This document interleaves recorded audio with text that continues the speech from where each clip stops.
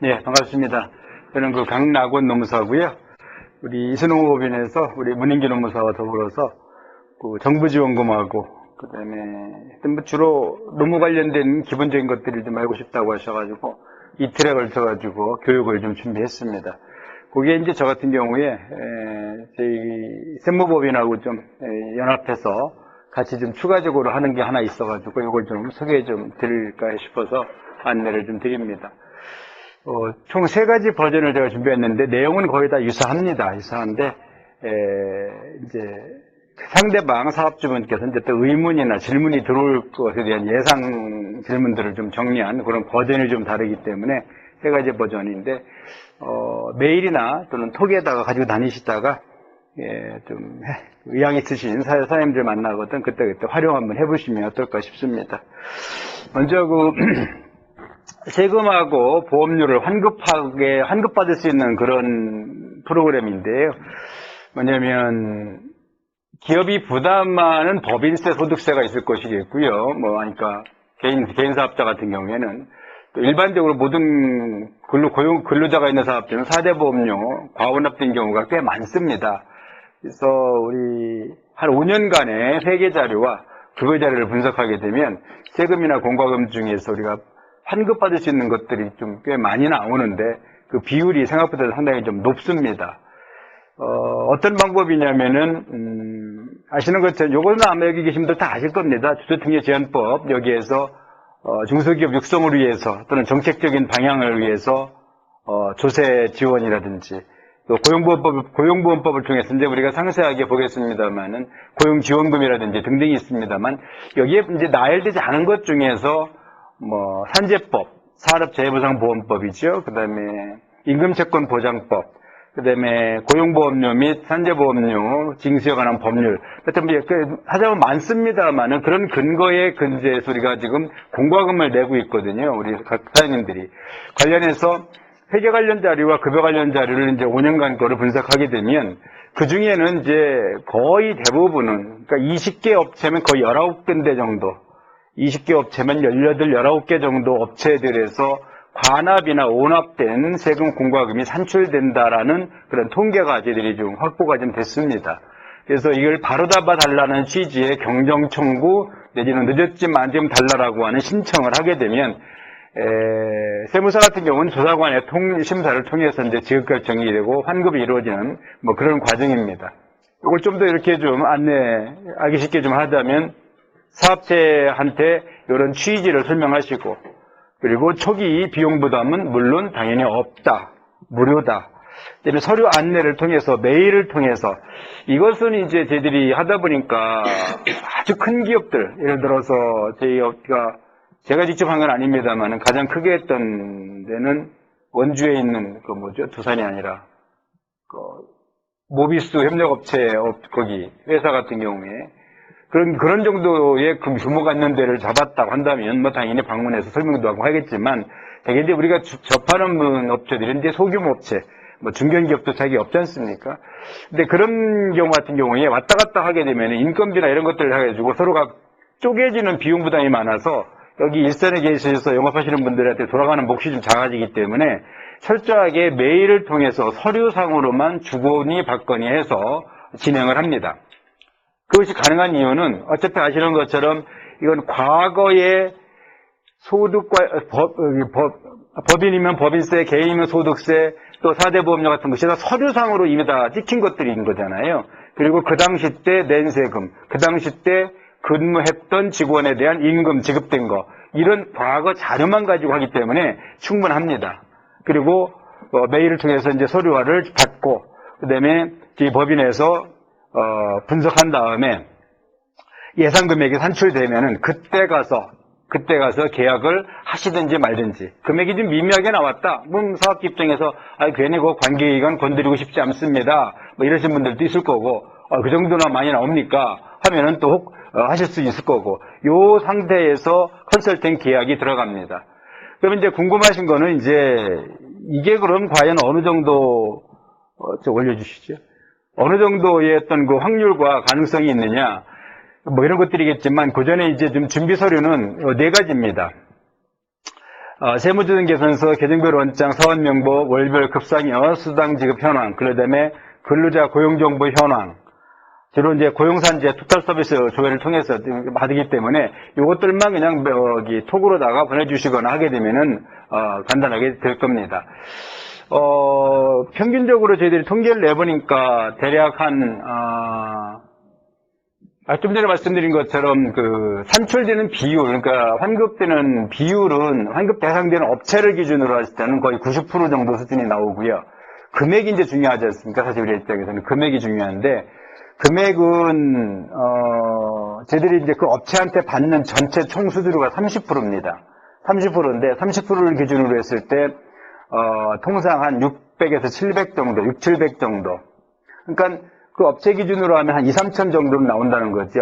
최소, 평균적으로. 그러니까 뭐, 10대 명 정도 기업체도 있을 거고, 50명도 있을 거고, 100명도 있겠지만, 당연히 뭐, 50명 이상의 규모가 큰 데는 뭐, 그 이상, 억대 수준으로 그 환급금이 나오겠지만, 우리가 접하게 되는 10대 명 정도, 20명 안쪽, 그 다음에 매출액이, 연매출액이 뭐 20억 정도밖에 안 되는, 뭐 이런 정도 업체를 기준으로 했을 때가 한 2, 3천만 원 정도 나오는 거기 때문에, 뭐 이렇게 적은 건 아닙니다. 그래서, 여기 계신 분들이 이제 부가적으로 이것을 뭐 사업의 어떤 그 매개체로 활용하도 좋겠지만 영업에 아니면 뭐 어떤 그 부가적으로 어떤 접근해 봤는데 뭐 이런 것들이 있는데 혹시나 한번 해보시겠습니까?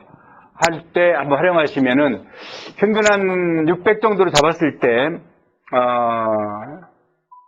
여기 계신 분들이 한 150에서 한 200 정도 한 업체당 150, 한 200 정도 그래서 왔다 갔다 한 최소한의 필요 비용 정도는 환수할 수 있는 정도의 그런 수입이 될 수 있을 그런 상황이 됩니다. 이쯤 되게 되면 이제 이런저런 좀 영업을 해보셨었기 때문에 질문들이 좀 있을 것 같은데요. 3번으로 좀 가보시죠. 제일 큰 의문사항이 뭐겠습니까? 세금 얘기 꺼냈을 때. 뭐 공과금이나 돌려받는다고 하니까 좋다 혹 할 수는 있겠지만 제일 먼저 거부 반응 일으키는 들어온 질문이 그러다가 세무조사 받는 거 아닌가요? 하는 질문. 아마 이 문턱을 넘으셔야 될 겁니다. 모든 영업에 다 한두 가지씩 장애가 있잖아요.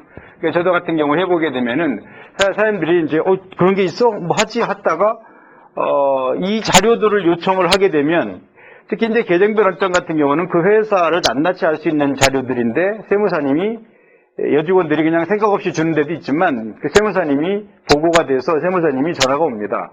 거의 한 70, 80%부터 회사님한테 전화가 갑니다. 이게 왜 필요하냐? 뭐 어디다 쓰시려고 그러냐? 혹시 세무 기장대리 바꾸려고 그러는 거 아니냐? 뭐 이런 의문 속에서 이제 얘기합니다. 그러면 이제 뭐 이런 것 좀 하려고 그래. 그러면 나오게 되는 대표적인 예가 뭐겠습니까?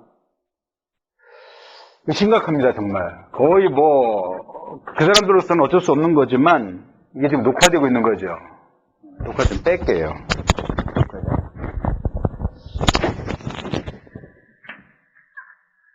거의 100% 뻔한 거짓말 합니다. 세무사나, 특히나 실장, 과장 이런 사람들은, 그거 받으면 세무조사가 합니다. 정말 새빨간 거짓말인데, 세무조사 나온다고 100% 얘기를 합니다. 왜? 그래야 자기들을 건드리지 못하니까. 근데 실제로 그러냐? 절대 그럴 수가 없어. 그것을 우리가 믿는 게 중요한 게 아니라 상대방인 우리의 고객들께서 과연 그러면은 좀 더 들어봐 주시겠어요? 끝까지. 그분들을 우리가 이제 의심하지 않게끔 뭔가를 던져줘야 되잖아요. 그것 중에 두 가지 논리가 제일 정확합니다. 바로 이런 거죠. 세무당국 상대로 환급했을 때 지키는 거 아니냐, 세무조사 나오는 거 아니냐. 이게 가장 큰 가장 큰 걸림돌입니다. 이걸 넘으셔야 됩니다. 근데 이게 그럴 수가 없는 것이 뭐냐면, 첫째로 이 국세청 내에 이런 거 받아가 변경 신청했다고 해서 세무조사를 할 수 있는 그런 프로그램이 없어요. 그런 거 들어왔다고 해서 야 니네 이거 했지 일 없어요. 관리해가지고 따로 한다? 만약에 그런 게 있으면 내부제보 통해서 밖으로 벌써 드러났겠죠. 그리고 이것이 이제 진행된 것이 일부 좀 부지런하고 좀 열심히 공부한 세무사 일부들이 좀 진행하고 있는 거라서 약간 좀 따끈한 정보인데 그런 프로그램이 없다는 겁니다. 내부적으로. 저희도 해보게 되면. 저희들 한 지가 저쪽은 한 3년 지금 넘어가고 있거든요. 한 번도 그런 적이 없고요. 두 번째 논리적인 건 측면은 요겁니다. 아까 그 근거법이 뭐라고 그랬습니까? 중소기업을 지원하기 위한 조세특례 제한법, 엉뚱한 게 아니거든요. 그 다음에 고용 관련된 법규를 통해서 진행하는 거라고 했잖아요. 나라에서 특별한 법을 만들어서 중소기업을 지원하겠다고 해놓고서 그걸 좀 늦게 찾아먹거나 깜빡해서 나중에 찾아먹는다고 해가지고 그거에 대해서 제재를 간다?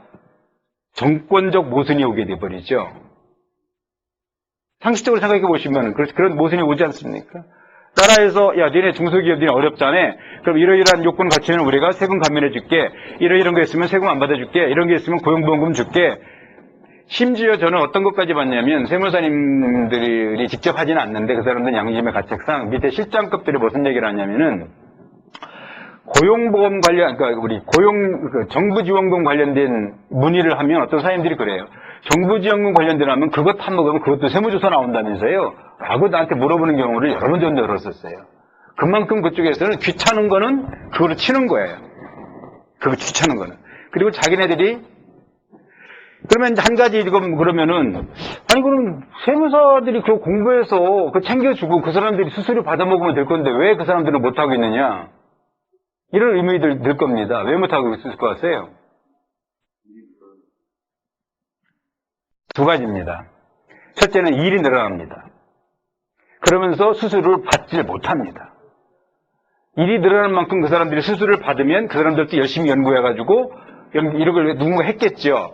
근데 이 기장대리 하는 그 사장님들과 세무사 간의 특성이 뭐가 있냐면 사장님들은 그 돈 주고서 그 정도 서비스를 받는 걸 늘 억울하게 생각하셔. 그래가지고 새로운 이런 게 있습니다라고 제안해서 돈을 받아줘도 거기에 수수료 추가로 더 있습니다라고 하게 되면 야 지금까지 맨날 우리가 준 게 있는데 그걸 또 줘야 돼? 라고 하면서 오히려 틀어집니다. 아니면 말도 안 되는 비용으로다가 후려치거나. 그러니까 어떻게 해야 되겠어 세무사님께 입장에서는. 이런 좋은 제도가 있음에도 불구하고 이야기해 주시는 분도 있을 수 있겠지만 제 주변에는 한 명도 없습니다. 왜? 하는 순간 일이 늘어나는데 아니 어느 사장님이 내가 매월 너한테 제 계정을 주고 있는데 아 사장님이 그런 게 있으니까 찾아 먹으세요.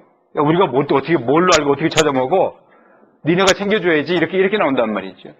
근데 거기 수수료 있습니다 그러면 야 수수료 뭔 수수료야? 20%? 왜냐면은 이거 하려면 그 밑에 직원들 더 부려야 되고요. 이런 데는 비용이 좀 들어가거든요. 인건비가. 본인도 시간들을 투자해야 되고. 그거에 대한 저거를 받을 수가 없어요. 일반적인 세무사님들이, 기장을 하시는 분들이. 그래서 그분들이 못합니다. 그리고 세 번째로,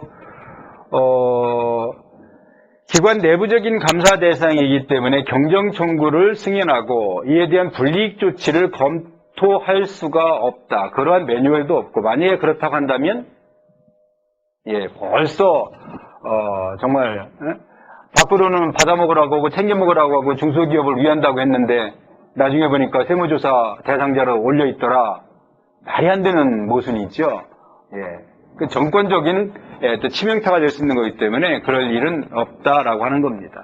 그래서 제일 중요한 논리를 하자면 두 번째 요겁니다. 요거 나라에서 받게 해놓고 나중에 늦게 받아먹는다고 해서 이걸 가지고 불이익을 준다? 모순이죠. 있을 수가 없습니다. 그리고 아까 말씀드린처럼 조세제한특례법이라든지 또 고용 관련 이런 법들을 통해서 우리가 또 오늘 또 다 금요일 날 예정돼 있죠. 그런 걸 통해서 우리가 이제 배우겠지만 뭡니까 그게 다 정부에서 받아가서 열심히 사업하라는 거 아닙니까? 사업하는데 적어도 이러이러한 어려움이 있는 것 같으니 나라에서 돈 주겠다는 거 아닙니까? 예를 들어 고용안정자금 지원해주고서 그거 타먹었다고 해서 예를 들어 무슨 뭐 조사 들어간다고 그러면 말이 안 되는 거잖아요. 그런 겁니다. 그런 거. 그래서 이런 정도로 여러분들이 하시면 좋은데 부가적으로 여러분들이 한번 하시면 좋을 것 같아요. 그 다음에 이제 조금 좀 깊숙이 들어가시는 사람들 같은 경우에 이런 질문도 하실 수 있어요. 계정별 원장은 아주 세부적인 항목들이 적결되는 거기 때문에 이걸 얘기하게 되면 분명히 이제 조금 관심 있고 열심히 관리하시는 분들 입장에서 세무사님들이 어떤 오해일 수 있는데 개정법 원장 관련돼서는 이제 혹시라도 그런 얘기가 오게 될 때 정확한 진단을 해야 정확한, 우리가 병명을 찾아낼 수 있듯이 좀 더 많고 정확한 그 환급금을 갖다가 진단해 내기 위해서 필요적으로 필요한 서류입니다. 뭐 이런 정도로 툭 치시고 넘어가 주시면 영업에 도움이 될 것 같습니다. 여기까지 이게 제가 드릴 말씀인 거고요. 여기 보시면 아까 이제 맨 위를 한번 좀 가보실까요? 제가 세 가지 파일을 드렸는데요. 우리 사장님 통해가지고 첫 번째 거 맨 처음에 봤던 거 있잖아요. 80, 90% 그것만 가지고 충분합니다. 그 맨이 밑에 해봐야 소용없어요. 근데 두 번째 거는 뭐냐면 조금 의심이 있는 분들 같은 경우에 이걸 좀 정리한 내용을 하나 파일을 드렸어요. 그걸 갖다가 추가적으로 보내셔도 괜찮아요. 그리고 이게 2가 아니라 3입니다. 여기 잘못 오타가 나왔는데 요거는 여기 계신 분들만 영업용으로만 쓰세요. 내부적으로만. 내부적으로만. 그리고 요거는 가능하시면 다른 분들하고는 좀 뭐 공유하지 마시고요. 여기 있는 분들만 영업에 활용하시고 내부적으로만 진행하시면 될 겁니다. 그리고 요거는 저나 문노사한테 직접적으로 연락 주시면 바로 될 것 같습니다. 제가 볼 때는 제일 좋은 거는 이제 자존심 긁는 멘트가 제일 잘 먹히더라고요. 왜냐면 이제 마치 다 끝나고 일어날 듯이 아니면 얘기가 이제 끝내가지고 근데 사장님 참 요즘에 이게 유행이던데 사장님 참 이런 거 세금 환급 과정도 있던데 혹시 혜택 좀 보셨어요? 딴 데도 많이 봤던데요. 서울에 많이 봤는데요. 이런 식으로 슬쩍 툭 던지는 거예요. 처음부터 그냥 들이밀고 이게 설명하고 이렇게 하려고 하면은 사람들이 거부 반응이 일어나는데 혹시 사회보험료 이런 거 깎아주고 환급받을 수 있는 그런 게 있다는데 중소기업 혜택이 있다는데 혹시 그런 거 딴 사람도 봤는데 혹시나 받아보셨어요? 이렇게 슬쩍 툭 치는 거 있잖아요. 그러면 열이면 툭 쳤을 때 반응을 안 하시는 분이 없습니다. 그때 사실은 세금이나 공과금 같은 거 이거 깎아서 이렇게 받으셨을 것을 못 받았던 것들 갖다가 3년치, 5년치를 한꺼번에 받아서 할 수 있는 그런 게 있다는데 적게는 한 2, 3천, 많게는 예를 들어 만도 같은 경우에는요, 제휴하고 있는 법인의 담당자가 수수료만 10억 받았어요. 만도 같은 경우에. 아까 만도 제가 나왔었죠? 만도. 10억 받았어요. 근데 이렇게 중견기업 정도 하나 제대로 좀 설득 잘 하셔가지고, 하시면 정말, 한 사람이 연봉이 왔다 갔다 할 수 있는 그런 정도의 적어도 가능할 수 있고요. 평균적으로 그냥 우리 늘상 접하시는 업체들을 기준으로 하면 여기 계신 분들 입장에서는 평균적으로 돌아가는 것이 한 150에 200 정도 한 건당 아마 그 정도 될 겁니다. 적지 않은 돈이니까요.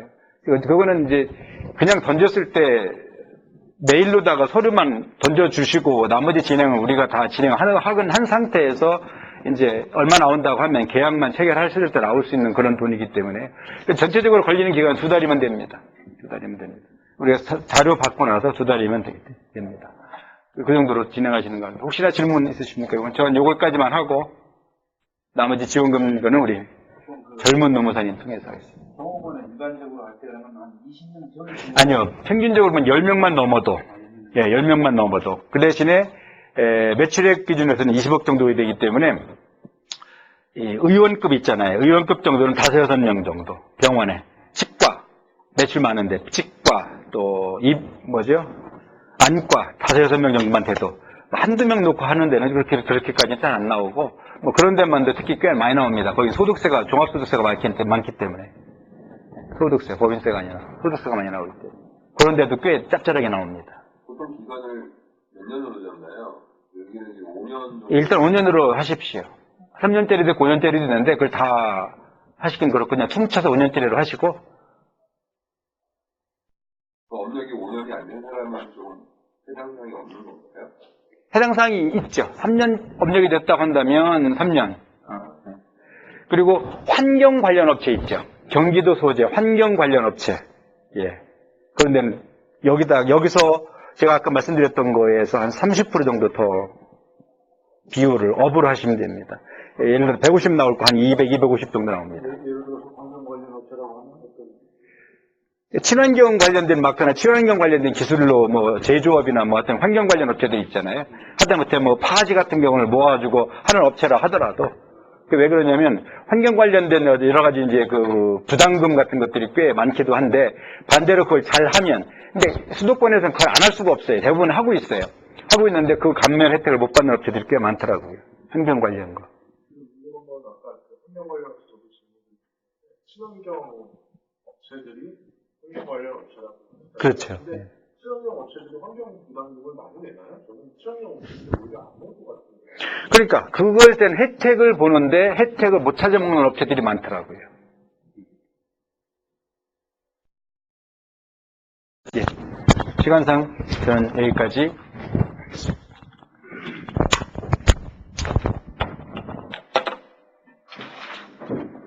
저거 관련해서 보고 자세한 얘기인데 수수료가 30% 소음 금액이 30%가 아니 그 업체들한테서 받는 게 30%를 우리가 받는 거고요. 계약을 받는 게 30%고요. 그래서 그 중에서 여기 계신 분들은 25%. 30%에 25%. 예, 그래서 나오는 금액이 대략적으로는 평균만 150, 200 정도 됩니다. 다른 개인들이 궁금한 거 있으면 전화 주시면 예, 수고하셨습니다. 바로 PPT로 가겠습니다.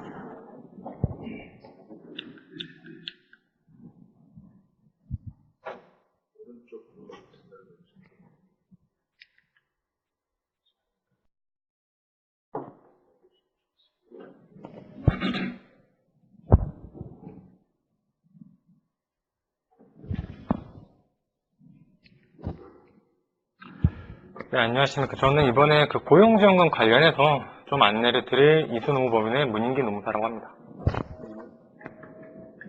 우선 정부지원금 챙기기라고 나와 있는데, 이렇게 보면 굉장히 좀 구분이 많이 되죠. 고용 창출, 고용 안정, 고용 유지, 청년, 장년, 고령자. 이렇게 카테고리가 조금씩은 나눠져 있죠. 고용 창출은 말 그대로 신규 고용인 거고, 고용 안정이라고 한다면은 무언가 이 사람을 좀 근로시간에 낮춘다거나 아니면 그냥 기존이었으면 그냥 내보내거나 이랬을 텐데 그러지 않고 이 사람의 편의를 봐주면서 근로시간을 낮추는 등으로 해서 다른 사람을 채용하거나 아니면은 비정규직인 사람을 그냥 계약기간 끝났다고 내보내지 않고 정규직으로 돌린다거나 이런 경우에 이제 하는 게 고용 안정이고요. 고용 유지는 거의 이건 해당 사항이 없을 테고 제일 중요한 거는 이제 청년 고용 장려금 관련해서 청년 추가 고용 장려금 이게 가장 메인이 되는 거였죠. 그리고 장년이랑 고령자라고 해서 이제 60세 이상으로 정년을 제한하지 않은 그런 사업장 같은 경우는 고령자 고용지원금도 될 거고요. 그 다음에 50세 이상 같은 경우는 신중년 적합직무 지원금이라고 해서 이렇게 좀 나눠져 있는데 보겠습니다. 사실 이게 제일 중요하죠. 뒷페이지에도 있는데 정말 많은 업체를 찾아가실 거잖아요. 찾아가셔서 이런 것들을 보시는 거예요. 보면은 장시간 근로 개선, 근로자 증가 예상 이런 거는 어렵겠지만 보시는 것처럼 50세 이상 근로자의 채용 계획이 있다거나 이런 경우는 바로 신중년 적합직무가 갈 수 있죠. 신중년 적합직무는 말 그대로 적합한 직무여야 해요. 근데 그 적합한 직무는 카테고리가 굉장히 많아요. 그래서 사실 어지간하면 걸린다라고 생각하시면 될 것 같습니다. 그리고 이제 50세 이상 근로자를 채용할 때 어떻게 하냐라고 하는데 저희가 가게 되면은 모든 지원금은 다 마찬가지로 이제 그런 걸 받아요. 사대보험 가입자 명부 내지는 고용보험 등록된 사람들 보면은 그분들의 고용월 그리고 나이가 나와요. 또 사업주분은 이제 근로자가 많으면은 잘 이제 그런 거 인지를 못 하시겠지만 표를 보면은 대략 한 달에 한 명씩은 그래도 꾸준히 채용을 해왔네. 2달에 한 번씩은 꾸준히 채용해왔네. 근데 채용한 사람들의 나이를 보니까 고령자가 많네. 좀 나이가 있네. 이러면은 이제 그 순간 이제 바로 머릿속으로 좀 이쪽으로 바로 고민을 해주실 수가 있고요. 반면에 IT라든지 좀 많이 어렵겠지만 IT라든지 벤처라든지 좀 청년들, 그러니까 34세 미만의 청년들을 채용을 해온다라고 한다면은 바로 가장 핵심이 되는 이 청년 추가 고용 장려금 이 부분을 노려보실 수가 있는 거였죠. 그래서 나머지도 굉장히 좀 많지만 어쨌든 가장 핵심이 되는 거는 청년 추가 고용. 그 다음에 하나를 더 꼽아보자면은 신중년이기 때문에 이 두 가지로 오늘은 좀 많이 메인으로 해서 보려고 합니다. 그래서 지금 보시면은 굉장히 구체적으로 자료들이 많아요. 그래서 일자리 함께하기도 있고, 뭐 정규직 전환지원금 같은 경우도 있고요. 근데 이런 거는 저희가 뭐 자료를 통해서도 충분히 볼 수 있는 거고, 가장 핵심이 되는 거를 한번 보려고 합니다. 시간 관계상. 신중전은 뒤에 볼 거고요. 청년 추가 고용 먼저 볼게요. 청년 추가 고용 같은 경우는 보시는 것처럼 전년의 연평균 기준 고용보험 피보험자 수예요. 쉽게 말해서 저희가 2019년도에 새롭게 들어간다 그러면은 뭐죠? 2018년도에 연평균 1월부터 12월까지, 혹은 만약에 2018년도 뭐 중도에 만들어졌어요. 예를 들어서 2018년도 5월에 만들어진 사업장이다 그러면은 5월부터 12월까지 이런 식으로 가는 건데, 여기서 중요한 거는 이거예요. 만 15세에서 34세 연령은 절대적인 조건이에요. 변하지가 않아요. 다만 군필자의 경우에는 복무기간을 가산해줘요. 그래서 제가 이제 처음에 말씀드렸던 것처럼 고용보험 뭐 가입 내역, 4대 보험 가입자 명부를 보시라는 얘기가, 4대 보험 가입자 명부 이런 걸 보면은 어떤 사람이 언제 가입했고 이분이 신고된 금액이 얼마라는 게 나와요. 그러면은 그 데이터만 가지고도 언제 가입했고 나이가 얼마고, 만약에 뭐 34세가 넘어서 한 35세 정도 된다. 근데 보니까 주민등록번호 보니까 남자네 라고 한다면은 군복무 기간 가산해 보셔야죠. 그래서 이런 것들을 좀 보시면 되고요. 그 다음에 이제 최저 고용 요건이라고 해서, 이게 원래 사업이 중단이 있어요. 예산이 떨어져서. 근데 이번에 이제 추경이 되면서 8월부터 다시 재개를 했어요. 근데 물론 결론적으로 말씀드리면 현재는 다시 또 예산이 떨어진 상태입니다. 다만 지급 신청은 받고 있어요. 그 말은 뭐냐면은 내년도 예산안이 통과되면은 이미 다 나오는 거예요. 그냥 지금 당장 안 나오고 있을 뿐이지 지급 신청하면은 다 받아줍니다. 그래서 내년부터 나올 거예요. 한 번에 나오기 때문에 생각보다 뭐 목돈이 나올 수도 있겠죠. 그래서 그런 부분을 좀 생각을 해주시면 되고요. 보시면은 6개월 고용유지 기간을 거쳐서 3개월 내 신청이라고 했는데, 쉽게 말해서 청년 뽑았다고 해서 바로 되는 게 아니라 청년을 뽑으면은 6개월은 고용을 해야 되는 거예요. 절대적으로. 그 다음에 6개월 고용이 끝나고 나서 이제 신청이 가능한 거죠. 저기서 잠깐만. 34세까지인데 군복무기간이 2년 있었다 그러면 36세까지. 그럼요. 맞습니다. 그래서 청년 요건은 뭐 이런 것도 있어요. 4대 보험 가입해야 되고, 뭐 정규직이고, 이 핵심이 정규직이에요. 정규직. 기간제는 안 됩니다. 그리고 4대 보험 가입은 이제 정규직이기 때문에 4대 보험 가입도 하셔야 되고, 최저임금 이상은 지급해 주셔야 되고, 최저임금은 굳이 청년 추가 고용 장려금에 한정되는 게 아니라 거의 대부분의 모든 장려금은 이거는 법적으로 정해진 최저 요건이기 때문에 무조건이에요. 오히려 최저임금의 뭐 110% 이상을 지급해야 된다라는 지원금들도 있어요. 근데 거의 대부분은 다 이제 최저임금 이상만 지급하면 되는 거니까 그렇게 알아주시면 되고요. 그 다음에 지원 제외 근로자라고 있죠. 사업주의 배우자, 사촌 있는 혈족 친척, 대한민국 국적 미보유자, 이것도 거의 대부분의 고용지원금 공통사항이에요. 그러니까 이런 거는 가시면서, 근데 거의 이런 거에 해당되는 데가 사실 많이 없어요. 많이 없지만 혹시 모르니까 그냥 알고 계시면 좋을 것 같습니다. 그래서 보시면 이제 요건이에요. 구체적인 요건. 이제 이거는 기업의 규모별 요건인데요. 보시면은 기준은 뭐냐면 피보험자 수예요. 제가 그래서 계속 말씀드리는 것처럼 처음 들어가시면은 4대 보험 가입자 명부, 피보험자 수, 고용보험 명단 이런 거를 보라고 하는 이유가 다 이런 게 기준이 되기 때문에.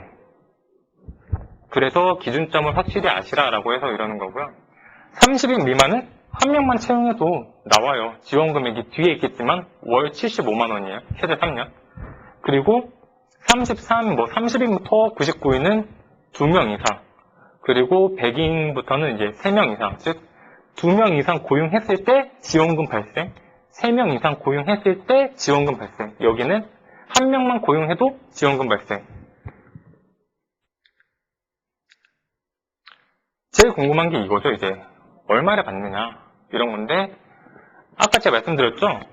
30인 미만은 뭐였어요? 한 명만 고용해도 지원금 발생. 30인에서 99인은 2명만 고용해도 2명 고용했을 때 지원금 발생, 3명 고용했을 때 지원금 발생. 근데 보시면 액수가 예를 들어서 30인에서 99인 같은 경우는 지금 2명 고용했을 때 900만 원이죠. 즉, 예를 들어서 A랑 B가 들어왔다고 쳐봐요. 그래서 2명이 됐어요. 근데 A는 안 준다는 거예요. A는 안 주고 B가 들어온 순간부터 준다. 그래서 900만 원. 반면에 여기는 A, B, C가 들어왔어요. 그러면은 A, B는 안 주고 C부터 3명을 충족하니까 C부터 준다. 그래서 900만 원. 보시면은 여기 나와 있는 것처럼 지원 인원 곱하기 월 75만 원이죠. 월 75만 원이기 때문에 1년으로 치면은 저 정도 금액이 나오는 거고요. 그래서 3년으로 최대 풀로 받는다? 그러면 1인당 2,700까지. 상당히 금액이 세요. 그리고 이거의 최대 장점은 뭐냐면은 기존에 우리 더 뽑을 겁니다. 고용센터에다가 사업계획 신청 그런 게 없어요. 그냥 사업장을 가서 되네? 신청 넣으면 나와요. 끝나는 거예요. 기존의 고용센터에 가서 저희 이런 지원 사업 할 건데요. 구구절절하게 설명할 필요가 없는 거예요. 그렇기 때문에 이제 고용주분들도 상당히 좋아하시고 가장 큰 메리트가 될 수 있는 거죠. 왜냐하면 현 상태만으로 바로 지원금 신청이 가능하니까요. 뭐 보시면은 이제 이런 것들이 있는데 이런 거는 이제 나중에 관련 서류를 주시면은 사실 제가 다 이제 보는 거고요. 보신 뭐 이제 이런 신청서 같은 거는 이제 제가 할 거고요. 그래서 청년 주간 고용 같은 경우는 우선 간단히 좀 말씀을 드렸는데 다시 한번 강조를 드리자면 가장 핵심은 나이예요. 나이 까먹으시면 안 되고 남성분일 경우에는 이제 군필 이것도 따져보셔야 된다는 거. 그리고 두 번째가 최저임금. 최저임금 필수예요. 최저임금에다가 사대보험도 가입하셔야 됩니다. 최저임금 필수 사대보험 가입하고 쉽게 말해서 비정규직이면 안 돼요. 계약직, 파견 안 됩니다. 무조건 정규직이어야 돼요. 이것만 보시면 될 것 같습니다. 뭐 연평균 기준 피보험자 수 이거는요. 그냥 관련된 서류만 주시면은 제가 다 계산할 수 있어요. 그러니까 너무 그런 거는 걱정하실 필요 없고 따져봐야 되는 거는 이거죠. 그냥 작년에 비해서 고용이 늘었습니까? 늘었다면 그 늘어난 사람이 이 나이에 해당합니까? 최저임금 이상 줍니까? 근로계약서 쓰셨습니까? 이것만 확인을 하시면 되는 겁니다. 그래서 이게 뭐 가장 핵심적인 거였고요. 이제 두 번째로 신중년 적합직무 고용장려금입니다. 보시면은 이거는 청년 추가 고용장려금이랑 다르게 기존에 먼저 고용센터에다가 신청을 해야 돼요. 우리 만 50세 이상 구직자 이번에 새롭게 적합직무에 채용할 겁니다. 라는 거를 신청을 해야 되는데 그 신청은 어차피 저희가 할 거고 여기서 제일 중요한 거는 결국은 지원 요건이겠죠. 지원 요건을 보시면은 만 50세 이상 실업자를 고용해서 3개월 동안 고용 유지를 해야 된다라고 나와 있고요. 아무래도 고용을 했기 때문에 주는 장려금이잖아요. 그러니까 고용 기간은 어느 정도 더요. 앞서 봤던 청년 추가 고용 장려금은 6개월, 이거는 3개월. 그리고 최저임금 이상은 지급해야 되죠. 이거는 말씀드렸듯이 공통이에요. 최저임금은 다 지급해야 되고 사대보험도 다 가입하셔야 돼요. 이거는 필수예요, 필수. 어느 지원금이든 간에. 그러면서 1개월 소정근로시간이 60시간 이상인데 쉽게 말해서 이거는 일주일에 15시간 미만으로 일하는 사람들, 일주일에 이틀밖에 일 안 하는 사람들. 근데 그런 사람들은 사실 거의 찾아보기가 힘들잖아요. 그러니까 이런 거는 고민을 안 하셔도 되고 말씀드린 것처럼 정규직, 기간제 아니고 파견 아니고 계속 좀 공통되는 게 보이시죠? 최저임금, 사대보험, 정규직. 그러면서 이제 고용보험 가입자 수 곱하기 31%라고 하는데 이거는 이제 지원 대상자에 관한 거고요. 말 그대로 뭐 작년도 한 직전 연말이잖아요. 그러니까 18년도 말일자 기준으로 10명이 가입돼 있더라. 이러면은 30%니까 3명까지. 이런 식으로 하는 겁니다. 그래서 중요한 게 또 돈이죠. 얼마나 지원받는지 보시면은 우선 지원 대상 기업은 월 80만 원, 중견 기업은 월 40만 원인데 우선 지원 대상 기업인지 중견 기업인지 뭐 판단하는 거는 이제 법 조문에 있지만 거의 대다수는 그냥 여기 해당한다고 보시면 돼요. 거의 대다수는 여기 해당하기 때문에 월 80만 원을 1년간 지원받는다. 3개월 단위로. 그러면서 사업주가 지급한 임금의 80% 한도로 지원한다라고 나와 있는데 이거는 뭐 신경 안 쓰셔도 돼요. 어차피 이거 거의 다 받습니다. 그래서 신중년 적합직무라고 해서 굉장히 많이 있죠. 근데 여기 보시면 이런 게 있어요. 회계, 격리 사무원. 보시면은 이거 말고도 그냥 뭐 사무원, 품질 사무원, 운송 사무원, 뭐 구매 사무원, 일반적으로 이런 사무원분들도 가능하시고요. 아니면은 좀 무언가 조리사 자격증이 있다거나 한식 조리 기능사가 있어서 어디 좀 규모가 있는 식당에 가서 그런 조리 업무 전반을 하시는 거예요. 이런 분들도 이 적합직무의 대상이 됩니다. 그래서 적합직무라는 거는 무언가 경력이 필요하거나 무언가 기술이 필요하거나 그런 거를 이제 적합직무라고 하는데 웬만하면은 그냥 포함된다라고 이해하시면 편할 것 같아요. 구체적인 해당 사항은 어차피 저희가 판단을 하면 되는 거니까 처음에 하실 때는 그냥 웬만하면 해당됩니다 라고 해주시면 될 것 같습니다. 고용된지 한참 지났고. 보시면은 이제 이거 같은 경우는 고용된 지 한참 지난지는 괜찮은 게 어차피 사업을 먼저 신청을 해야 돼요. 신청하고 승인된 이후에 고용을 해서 들어가는 거기 때문에 기존에 가입하신 분들은 사실상 해당 사항이 없는 거죠. 애초에 사업 승인을 하기 전에 하신 분들이니까. 여기서 드리는 말씀은 먼저 사업 참여 신청서를 고용센터에다 제출을 해야 돼요. 해서 이거 신청서 같은 경우는 참고로 이제 올해 같은 경우는 그냥 아무 때나 내도 돼요. 아무 때나 내면은 그 다음 달 15일쯤에 승인 또는 반려 이렇게 처분을 합니다. 거부 처분을 하는데 올해 같은 경우는 이제 연말이 거의 다가오고 있기 때문에 11월 말까지 신청을 들어가면 됩니다. 그래서 승인이 나면은 그때 고용하는 거예요. 승인 나면은 그때 고용해서 장려금이 지급되는데 필수 고용 유지가 3개월이에요. 그래서 이제 이런 식으로 보시면 됩니다. 사실 굉장히 좀 구체적인 게 굉장히 많은데 이거를 하나하나 어차피 하는 것도 지금 이렇게 해봤자 별로 크게 실익이나 도움은 안 될 것 같고요. 여기서 제가 강조하고 싶은 거는 이거예요. 다시 말씀드리지만 가장 첫 번째로 가서 확인하셔야 될 거는 고용보험 피보험자 수 아까 확인하는 거 있죠? 고용보험 가입 명단, 4대보험 가입자 명부 이런 식으로 누가 들어가 있고 그런 걸 판단해야 됩니다. 언제 입사했고 그 다음에 그 사람의 연령이 몇 살이고 신고된 금액이 얼마고 그리고 정규직인지 이런 거를 보셔야 되고요. 공통되는 거 계속 강조하죠. 최저임금 이상이 지급됐는지 4대보험이 가입됐는지 정규직인지 이거 3개는 필수예요. 필수. 그리고 이제 추가적으로 이런 것도 있어요. 예를 들어서 보시면 이제 나이가 만 50세 이상이라고 하잖아요. 근데 만 이제 60세 이상 같은 경우는 고령자 고용지원금이라고도 있어요. 그래서 많은 사람들이 이제 그거를 헷갈려 하세요. 오히려 이제 이거는 50세고 그거는 60세인데 그러면은 50세를 고용한 것보다 60세를 고용하는 게 기업 입장에서는 더 대단한 일 아닌가라고 해서 이제 그거를 좀 오히려 그게 더 좋은 줄 아시는데 핵심은 이거예요. 그냥 50세 이상은 고용했다라고 한다면은 무조건 이쪽을 보시는 거고 34세 아래를 고용했다라고 한다면은 무조건 청년 추가를 보시는 거예요. 그 사이의 나이대 34세 이상부터 50세 미만의 나이대에는 사실 애매해요. 별로 건져먹을 게 없어요. 쉽게 말씀드려서. 그러니까 가시면 항상 나이, 최저임금, 4대보험, 그 다음에 고용보험 가입 명부, 명단에서 고용보험이 몇 명 가입되는지 30명인지 40명인지 이것만 판단을 해주셔도 어지간한 거는 각이 나와요. 쉽게 말해서.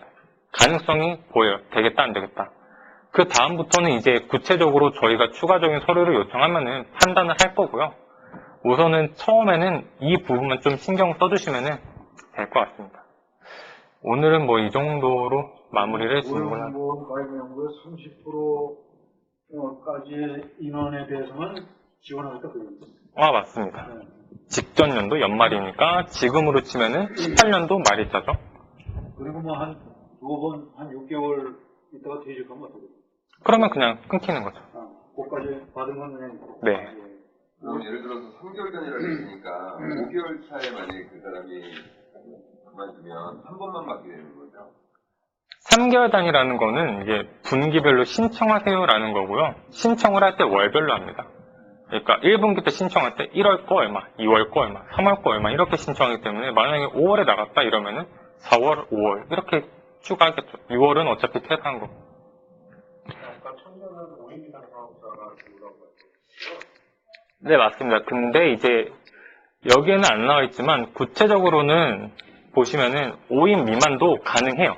가능은 합니다. 보시면은 뭐 성장 유망 업종, 벤처기업, 지식 서비스 산업, 문화 콘텐츠 산업인데 분류가 굉장히 많죠. 그만큼 많이 해당돼요. 많이 해당돼요. 정말 많이 해당돼요. 5인 미만인데 안 되는 거는 이런 거죠. 보통 이제 뭐 요식업? 일반적인 그 제조하는데 파인이 그거예요. 네. 가능해요. 그냥 거의 다 가능하다고 보시면 됩니다, 이건. 네. 신주년은 그런 신중년 같은 경우는 기본적으로 이제 5인 이상인데요. 이거 같은 경우는 이제 말 그대로 뭐 기업이 어느 업종인지보다는 그 직무가 기준이기 때문에 직무를 기준으로 판단하시는 거고, 여기 같은 경우는 업종을 기준으로 판단하시는 거예요. 그 사람이 어떤 직무를 하는지는 전혀 상관없어요. 업종. 그냥 그 기업이 해당 업종에 해당 업종이고, 그 사람이 나이가 34세 이하고 최저임금 이상 받고 6개월 이상 고용했네. 그러면은 지급하는 겁니다. 요건만 맞으면.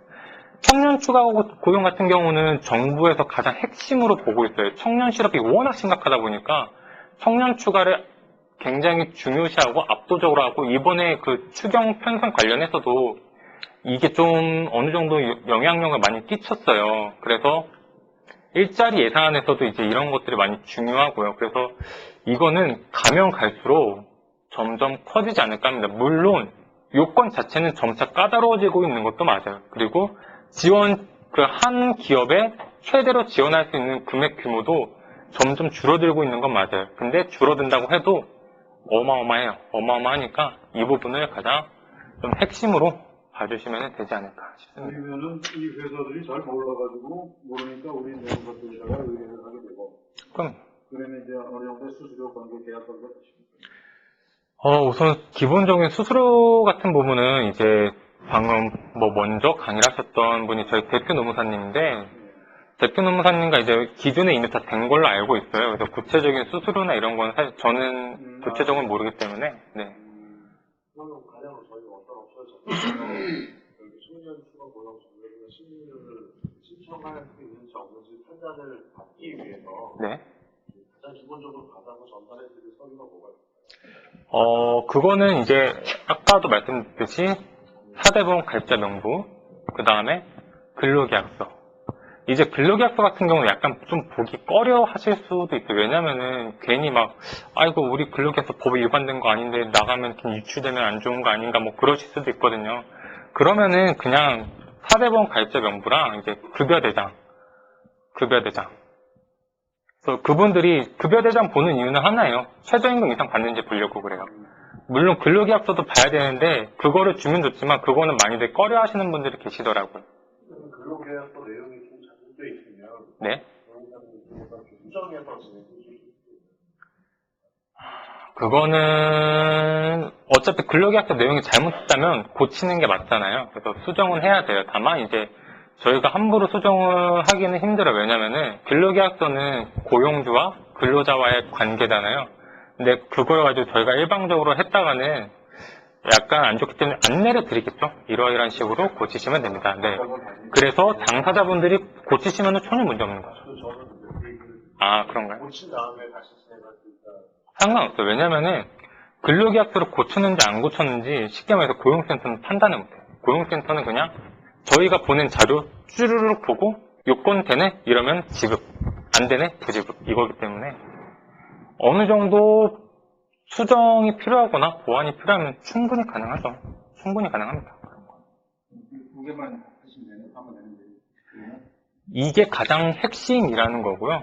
나머지도 되게 구구절절이 많아요. 근데 복잡하고 어렵고 그리고 메인도 아니고 지원 금액 규모도 이게 메인이고 방금 보여드렸던 뭐 신중년 적합 직무도 메인이고 신중년 적합 직무 같은 경우는 1년 범위에서 월 80만 원씩밖에 지급이 안 되긴 하지만 해당하기가 좋아요. 이거는 사업 승인 요건도 잘 나고요.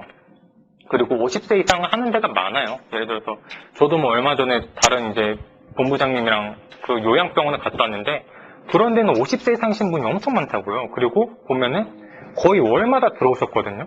이제 그런 거 보면은 나오는 거죠. 아, 굳이 여기는 보면은 어차피 월마다 한 명씩은 들어오네? 그럼 이거 지금이라도 신청하면은 어차피 자연스럽게 회사는 월마다 한 명씩은 고용할 테고 그러면은 청년이 됐든 신중년이 됐든 가능성이 있겠네 라고 보이는 거예요. 그러면은 이제 그때 가능성이 있습니다 라고 안내드리고 구체적인 자료는 구체적인 건 저희가 한번 자료를 받아서 검토해 보겠습니다 라고 해서 지금 안 그래도 그거는 청년추가 이제 들어가거든요. 검토해보고 요건이 맞아서. 그래서 그런 식으로 좀 이제 기본적인 가능성만 따져주시면은 나머지는 저희가 구체적으로 보고 판단을 하니까요. 중년에 해당하는 직원들 거기 같은 경우는 이제 간호사분들도 계셨거든요. 간호사분들은 나이가 어리신 분들이 많잖아요. 그런 분들은 뭐 되죠. 이것만 하면은. 그러니까 그럼요. 전년도 연평균, 전년도 이제 쉽게 말해서 전년도 근로자보다 올해 근로자가 더 많아지면은 충분히 신청 가능하죠. 그러면은 병원에서 간호사분들이 나타나는 것이 좀 나이가 어린데 간호사를 한 4명 쓰시던 3명 쓰시던 분이 간호사 한 명, 4명으로 늘렸는데 이분이 청년이다. 그러면 가능한가요? 그럼요. 이것만 포함하면 돼요. 그러니까 만약에 간호사를 뭐 3명이었는데 1명은 뽑았어요. 근데 아까 말씀드린 것처럼 뭐 1명 뽑았는데 그게 만약에 뭐 30인 미만이라고 가정을 해볼게요. 30인 미만이고 그 사람을 뽑았어요. 근데 전년, 그러니까 18년도 연평균에서 뭐 고용보험 피보험자 수가 예를 들어서 20명이었다. 근데 그 사람 1명을 뽑아서 21명이 됐다. 이러면은 전년도보다 늘었죠? 30인 미만이죠? 1명 이상이면 충족하는 거죠? 그러면 나와요. 제가 잘못드리고 싶어 그런 걸 뽑아낼 거예요. 그러니까 3명인데 4명이 됐다는 아까 5인 기피가 말씀하셨잖아요. 네. 근데 병원이라는 병원은 업종 들어가요. 5인 미만이라고 생각돼서 들어가서 네, 5인 미만 이거는 거의 다 들어간다고 보시면 돼요. 안 들어가네. 신중년 같은 경우에는 하는 일과 상관없고 하는 일이 중요하고 그쵸, 맞습니다. 5인 미만 저는 수는 없고요. 아니, 5인 이상 사업장이어야 돼요. 신중년 같은 경우는 5인 이상이어야 되고, 신중년은 말씀드렸듯이 기준이 직무라는 거, 그리고 청년은 네, 나이랑 업종. 근데 업종은 사실 신경 쓰실 필요가 거의 없어요. 거의 다 들어가요. 거의 다. 공통되는 것 중에 정규직이었잖아요. 네. 정규직의 기준을 어떻게 줘야 돼요? 그러니까 근로계약서 상에 이제 뭐 몇 월 며칠부터 몇 월 며칠까지로 한다 이런 식으로 정해져 있잖아요. 근데 몇 월 며칠까지로 한다라는 거에 구체적인 날짜가 정해져 있으면 그거는 계약직으로 봐요. 그래서 그 시작일은 당연히 있겠죠. 근무 시작일은 있겠지만 근무 종료일이 없으면은 정규직인 거예요. 그리고 파견 회사로부터 받아서 쓰는 그런 사람이 아니면은 정규직인 거예요. 쉽게 말해서 우리 회사가 그냥 직접 채용했어요. 직접 채용하고 근데 기간을 정하지 않았어요. 그러면은 정규직인 거예요. 보통 그 공장 같은 데 가면 네. 그 사람 구해주는 데 있잖아요. 네, 그쵸. 이제 뭐 그런 취업 알선 이런 네. 프로그램들도 많이. 아니, 그런 회사들을 통해서 오는 사람들은 해당 사항이 없는 거예요. 그런 분들은 이제 별도의 지원금 제도가 따로 있기도 하고, 그리고 그런 분들도 이제 어쨌든 다른 회사로 뭐 그런 취업 알선 프로그램을 받아서 오지만 사업주와 그 근로자의 관계에서는 어쨌든 그 사람은 직접 채용하는 거잖아요. 그쵸? 직접 채용을 하고 근로 종료일을 정하지 않으면 그것도 정규직인 거죠. 뭐 알선 프로그램을 해서 오든 뭐 어떤 식으로 구하든 내가 직접 채용하고 근로관계 종료일을 정하지만 않으면 그건 정규직인 거예요. 그리고 이제 최저임금 계속 말씀을 드렸잖아요. 174만 5,750원. 이 정도는 한번 이렇게 좀 기억을 해두시면 좋지 않을까 싶어요. 왜냐면은 근로계약서를 보면은 기본급 항목으로 해서 다 이거를 아마 넘을 거예요. 그래서 기본급이라는 항목이 이거를 넘는지 안 넘는지 그것만 봐주셔도 최저임금 위반이네 아니네라는 게 딱 보이거든요. 저기 이제 기본급 기준이요? 네. 이건 이제 엄밀히 따지면은 일주일에 40시간을 일한다고 가정을 했을 때 이 금액인데 거의 다 그거예요. 거의 다 40시간이니까 기본급이 174만 5,750원인지 이거를 넘는지 안 넘으면은 최저임금 위반이니까 그거는 뭐 나름대로 문제가 되는 거니까요. 이것만 봐주시면 되지 않을까 싶습니다. 그래서 가셔서 그냥 이제 뭐 말씀하시면서 고용보험 가입자 명부에서 뭐 전년도에 아니 슬쩍 물어보셔도 좋잖아요. 뭐 전년도에 비해서 올해 좀 뭐 근로자 수가 많이 좀 늘어나셨습니까? 라고 한다면은 가능성이 열리는 거니까요. 사실 최저임금, 4대 보험 이런 거는 문제가 안 돼요. 제일 문제되는 건 이제 요즘 워낙 경기도 안 좋으니까 오히려 고용이 줄면 줄었지 늘진 않거든요, 사실. 그러니까 그냥 가서 넌지 이렇게 좀 고용이 좀 늦었습니까? 라고 해서 늘었다라고 한다면은 바로 확인을 해보셔야겠죠. 여기 저 사업청은 신청서를 제출하는 부처는 어디입니까? 고용센터요. 관할 고용센터.